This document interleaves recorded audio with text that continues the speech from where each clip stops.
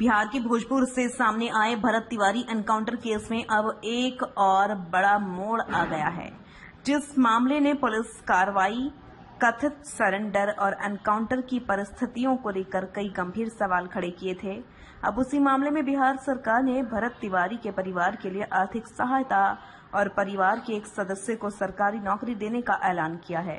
मुख्यमंत्री सम्राट चौधरी ने गुरुवार को अपने आधिकारिक एक्स हैंडल के जरिए यह जानकारी दी। सरकार के मुताबिक यह फैसला न्यायिक जांच की अंतरिम रिपोर्ट के आधार पर लिया गया है, लेकिन सवाल अभी भी वही है, आखिर 17 जून को भोजपुर में हुआ क्या था?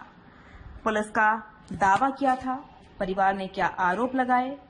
जांच क्यों बैठानी पड़ी? पुलिस अधिकारियों पर एफआईआर कैसे हुई? और अब सरकार के इस ऐलान का इस पूरे मामले में क्या मतलब निकाला जाए?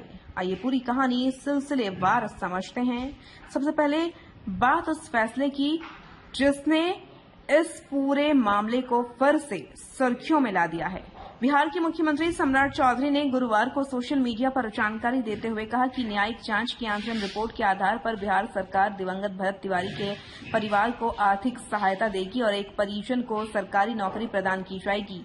यानी सरकार ने फिलहाल दो बड़ी राहतों की घोषणा की है। पहली, परिवार को आर्थिक सहायता, दूसरी, परिवार के एक सदस्य को सरकारी नौकरी। हालांकि उपलब्ध जानकारी में आर्थिक सहायता की सटीक राशि और नौकरी के पद पर विवरण सार्वजनिक नहीं किया गया, इसलिए इस हिस्से को लेकर आगे सरकार की ओर से विस्तृत आदेश का इंतजार रहेगा। अब लौटते हैं उस घटना पर जिसकी वजह से यह पूरा विवाद खड़ा हुआ है। यह मामला बिहार के भोजपुर जिले के शाहपुर थाना क्षेत्र के बिलौटी गांव से जुड़ा है। पुलिस के अनुसार 17 जून 2026 को भरत तिवारी को गिरफ्तार करने के लिए पुलिस टीम पहुंची थी। पुलिस का दावा है कि कार्रवाई के दौरान भरत तिवारी ने पुलिस टीम पर अवैध हथियार से गोलीबारी की। इसके बाद पुलिस ने आत्मरक्षा में जवाबी कार्रवाई की। इस पुलिस कार्रवाई में भरत तिवारी घायल हुए और बाद में इलाज के दौरान उनकी मौत हो गई। यही पुलिस का आधिकारिक घटनाक्रम बताया गया है, लेकिन कहानी का दूसरा पक्ष बिल्कुल अलग है। भरत तिवारी के परिजनों ने पुलिस के दावे पर गंभीर सवाल उठाए। परिवार का आरोप था कि भरत तिवारी ने पुलिस के सामने सरेंडर कर दिया था और अपना हथियार भी फेंक दिया था। परिवार का दावा है कि इसके बावजूद उन पर गोलियां चलाई गईं, यानी विवाद की सबसे बड़ी वजह यही बनी। क्या यह वास्तव में पुलिस और भरत तिवारी के बीच मुठभेड़ थी, या फिर जैसा परिवार आरोप लगा रहा है, सरेंडर के बाद भी गोली चलाई गई?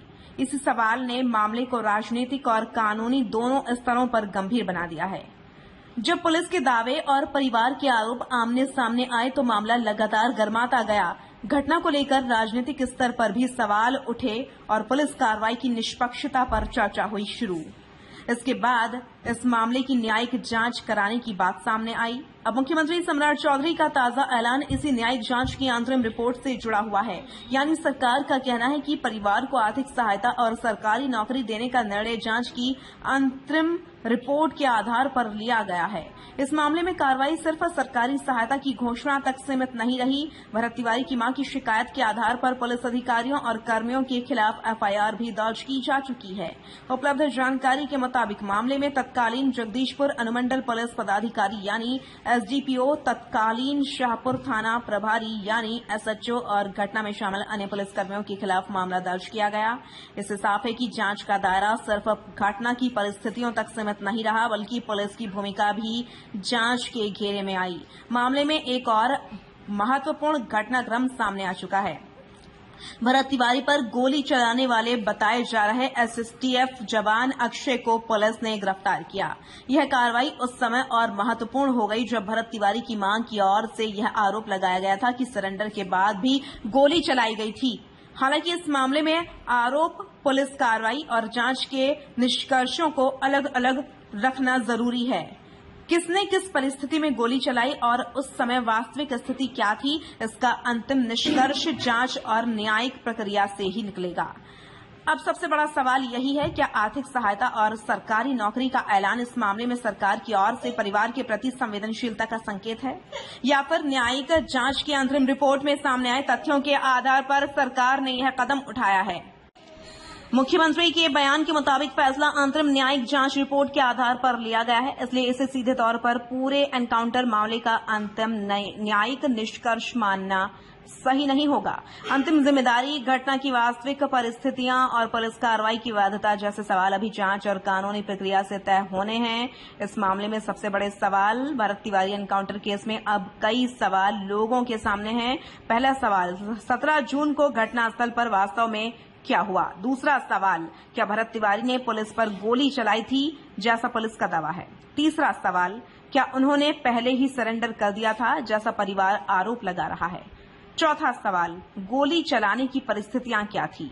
पांचवा सवाल, पुलिसकर्मियों के खिलाफ दर्ज एफआईआर की जांच किस दिशा में जाएगी?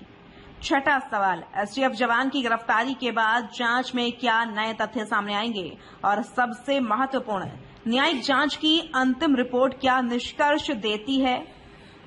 देखिए, किसी भी पुलिस मुठभेड़ के मामले में दो चीजें बेहद महत्वपूर्ण होती हैं, तथ्य और निष्पक्ष जांच।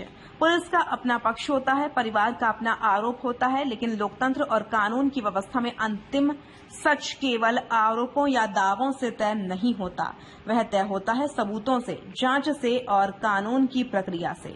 भरत तिवारी मामले में सरकार ने अब परिवार को आर्थिक सहायता और एक परिजन को सरकारी नौकरी देने की घोषणा की है। साथ ही पुलिस अधिकारियों के खिलाफ एफआईआर और एसटीएफ जवान की गिरफ्तारी जैसे घटनाक्रम भी इस मामले को और गंभीर बना चुके हैं। इसलिए अब हर नजर न्यायिक जांच की आगे की रिपोर्ट पर है।